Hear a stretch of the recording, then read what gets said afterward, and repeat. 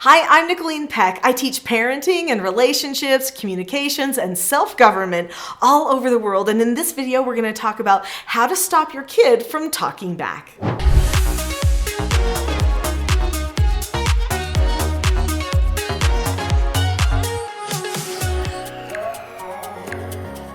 When your child talks back, it's because they don't know any other way to get heard. In this video, I'm going to explain to you some key things that you can teach your child, even some skills that they can use to be understood without having to talk back and show disrespect. I was definitely the type of child who would talk back.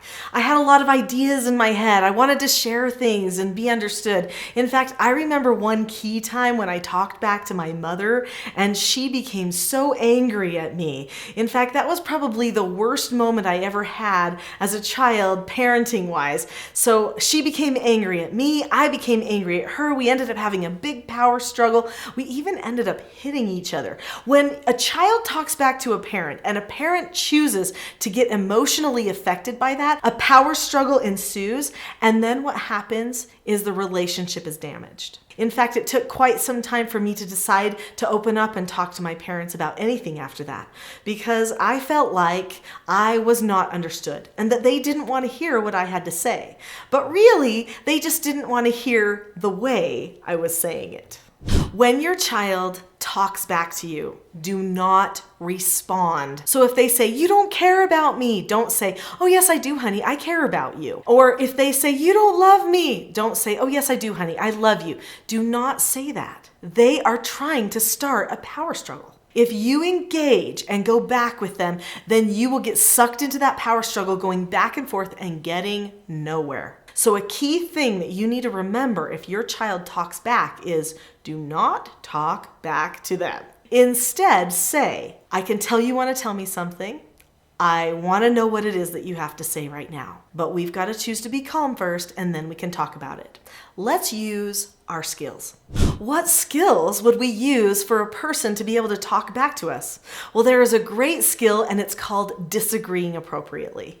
In this book called Parenting a House United, I teach the skills and principles of self-government and how to set up an environment where a whole family can learn to be self-governing and be united as a group. One of the skills I teach is the skill called disagreeing appropriately. This children's book also teaches the skill disagreeing appropriately to children. The skill disagreeing appropriately has 7 steps to it. Those steps are: you look at the person, keep a calm face, voice, and body, say that you understand the other person's point of view, share your point of view, listen to what they have to say okay, and then drop the subject. So who would a child use this skill with? They would use it with you, they would use it with their siblings, with their friends, with their teachers, with grandma and grandpa. In fact, you can use this skill with your spouse, with your friends, with everyone. This is an adult skill for life. People who truly have great impact on the world know how to disagree appropriately with each other.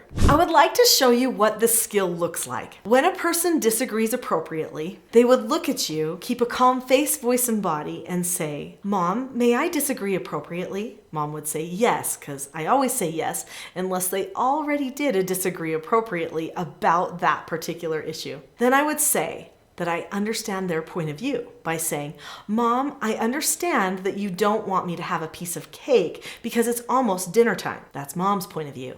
Then I would share my point of view. So I would say, "But that's the piece of cake that I was going to have at lunch, and it's my last piece of birthday cake. I was saving it until I was a little bit hungry, and I'm hungry now, so would it be okay if I eat it now, since it's really the only piece that I would have had this whole day?" Now at that point, Mom gets to decide.